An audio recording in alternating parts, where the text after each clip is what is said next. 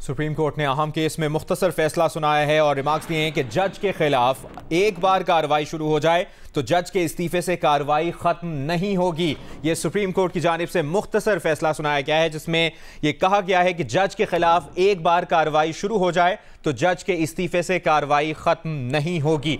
ये अहम अपडेट, अहम केस जिसका फैसला सुनाया गया है सुप्रीम कोर्ट की जानिब से, और इस मुख्तसर फैसले में ये रिमार्क्स दिए गए हैं कि जज के खिलाफ एक बार अगर कार्रवाई शुरू हो जाए तो जज के इस्तीफे से कार्रवाई खत्म नहीं होगी। ये मुख्तसर फैसला सुप्रीम कोर्ट की जानिब से सुनाया गया है और इसकी मजीद तफसील जानते हैं नुमाइंदा जियो न्यूज़ मरियम नवाज से। मरियम, बताइए।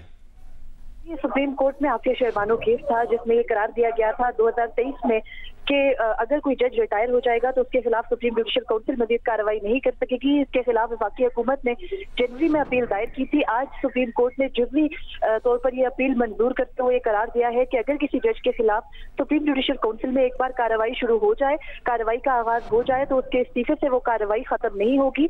ये भी करार दिया गया है कि अगर किसी रिटायर्ड जज के खिलाफ कोई शिकायत आएगी तो ये सुप्रीम जुडिशल काउंसिल की सवाबदीद है कि वो उस शिकायत को सुने या फिर उस शिकायत को ना सुने। इसके अलावा ये भी फैसले में कहा गया है कि 4-1 की अक्सरियत से सुनाया जा रहा है फैसला, और जस्टिस हसन अतर रिजवी जो कि इस 5 रुकनी लार्जर बेंच का हिस्सा है, उन्होंने केस की लिमिटेशन तक इससे इख्तलाफ किया है और बाकी सारे जो फैसला है ये कि जजेस के खिलाफ कार्रवाई सुप्रीम जुडिशल काउंसिल उनके मुस्ताफी होने के बावजूद कर सकती है। ये मुतफिका फैसला है बेंच का। आज बेंच ने मुफस्सिल समाअत की। 11:30 बजे केस की समाअत शुरू हुई।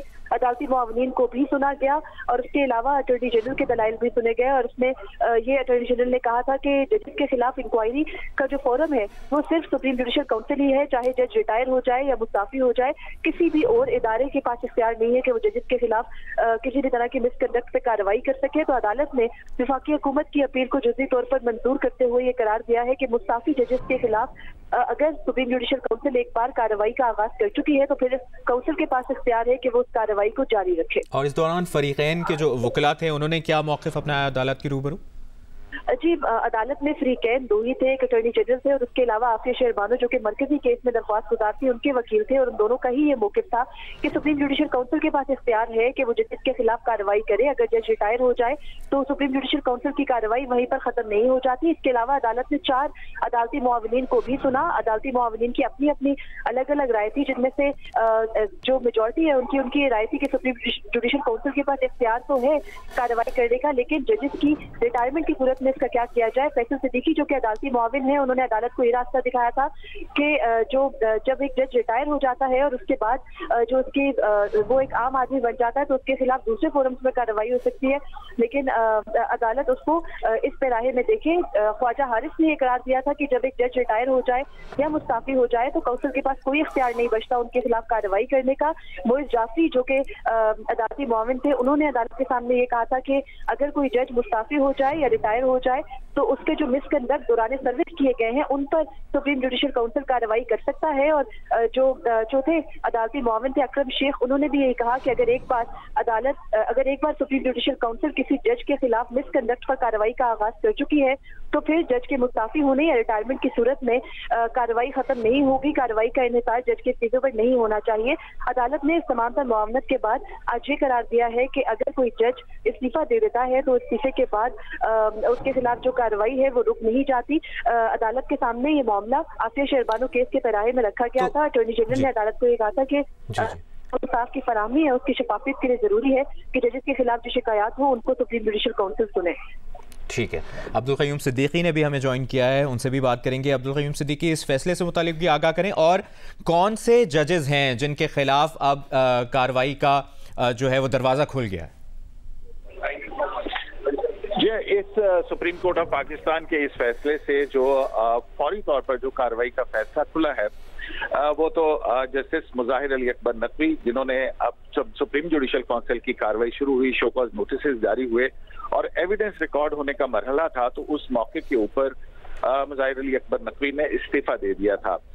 तो फौरी तौर के ऊपर जो है वो तो मुज़ाहिर नकवी के हवाले से जो सुप्रीम जुडिशल काउंसिल की कार्रवाई है वो जारी रखी जाएगी।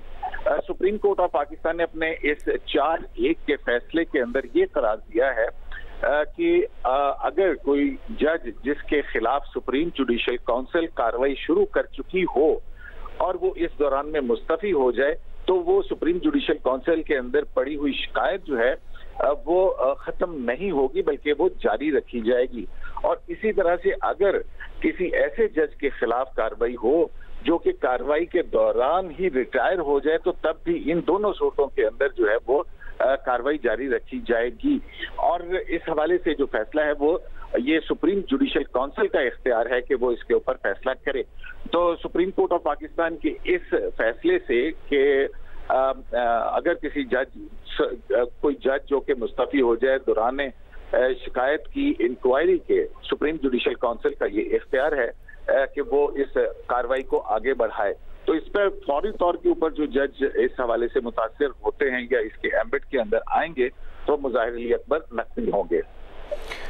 अब्दुल क़य्यूम सिद्दीकी इंतहाई अहम अपडेट्स हमसे शेयर कर रहे हैं। सुप्रीम कोर्ट ने आफिया शहरबानो केस में करार दिया था कि सुप्रीम जुडिशल काउंसिल की कार्रवाई रिटायर्ड जज के खिलाफ नहीं हो सकती। सुप्रीम कोर्ट ने रिटायर्ड जजेस के खिलाफ सुप्रीम जुडिशल काउंसिल की कार्रवाई से मुतालिक केस का फैसला सुना दिया है। जज के खिलाफ एक बार कार्रवाई शुरू हो जाए तो जज के इस्तीफे से कार्रवाई खत्म नहीं होगी।